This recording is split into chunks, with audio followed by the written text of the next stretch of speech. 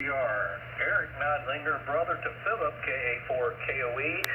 He's in Richmond Hill, and I am in Byron, Georgia. And I'm on a friend's FT-847, which he was given by a friend of ours who became disabled. He's no longer able to do ham radio, but you're sounding very good. S meter is quite generous on this radio. You're 40 over on the radio, over.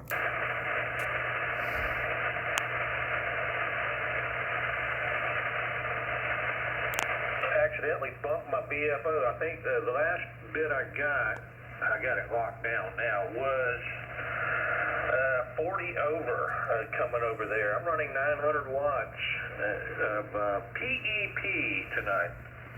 Well, actually, you're 60 over on the 847. What's it go up to? 60. Yeah, too bad it's a bar graph.